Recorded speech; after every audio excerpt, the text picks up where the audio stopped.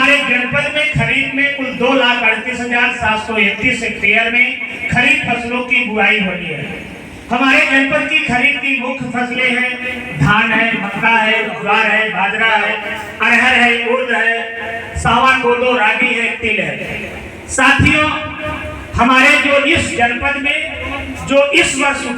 उत्पादन का लक्ष्य रखा गया है वह 702.839 हजार मैट्रिक टन का रखा गया है शासन द्वारा, जो विगत खरीफ वर्ष 2024 से 71.382 हजार मैट्रिक टन अधिक है, जो 11.3% में अधिक है।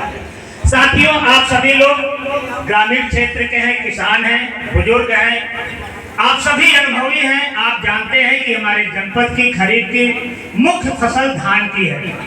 जिसकी हमारे जनपद में 1,53,641 हेक्टेयर क्षेत्रफल में धान की बुआई होती है,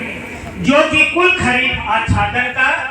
61.35% हमारे जनपद में केवल धान की बुआई होती है। जनपद की दूसरी मुख्य फसल हमारी मक्का की है, जिसकी 51,690 हेक्टेयर में हमारे किसान भाई मक्के की बुआई करते हैं खरीफ सत्र में। वैसे मक्के की बुआई तीनों सत्र में होती है, लेकिन चाहे खरीफ रबी जाए तीनों सीजन में मक्के की खेती होती है, लेकिन ज्यादातर जो मुख्य फसल होती है वो खरीफ में होती है। साथियों, इसी तरह से हमारे जनपद में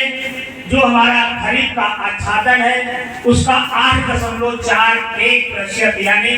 20,093 हेक्टेयर में ज्वार, बाजरा और अन्य मिलेट, सावा, कोदो, रागी है, और 9,013 हेक्टेयर में दलहन की खेती और 4,356 हेक्टेयर में हमारे किसान भाई तिलहन की खेती करते हैं। साथियों, विगत खरीफ वर्ष में जो हमारे जनपद में धान की उत्पादकता प्राप्त हुई थी वह थी 28.95 कुंटल, लेकिन जो कि हमारे देश की औसत उत्पादकता हमारे पश्चिमी उत्तर प्रदेश के किसान हमारे जनपद में जो धान की उत्पादकता 28 प्राप्त हो रही है, वहाँ 35 से 40 कुंटल प्रति हेक्टेयर उत्पादन लेते हैं। विगत खरीफ वर्ष 2024 में हमारे जनपद में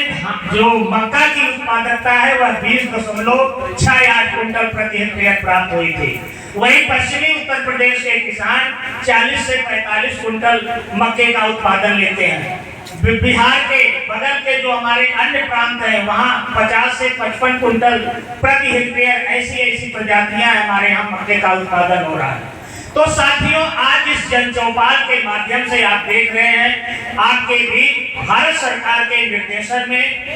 विकसित कृषि संकल्प अभियान के तहत कृषि विज्ञान केंद्र के वरिष्ठ वैज्ञानिक आए हैं, जो आपको बताएंगे कि किन कारणों से हमारा किसान परिश्रम कर रहा है, लागत लगा रहा है, लेकिन फिर भी जो उत्पादन उनको मिलना चाहिए वह उत्पादन नहीं मिल पा रहा है। इस उत्पादन गैप को कैसे भरा जाए, इन्हीं तकनीकियों को सीखने के लिए आज के गांव के जो प्राथमिक विद्यालय है, विद्या का पवित्र मंदिर है, जहां स्वर्ण भारत का भविष्य गढ़ा जाता है, उस पवित्र प्रांगण में हम लोग किसान चौपाल के रूप में यहाँ एकत्रित हुए हैं। सम्मानित साथियों, मैं आपको अवगत कराना चाहता हूं कि जो भी शासन द्वारा निर्धारित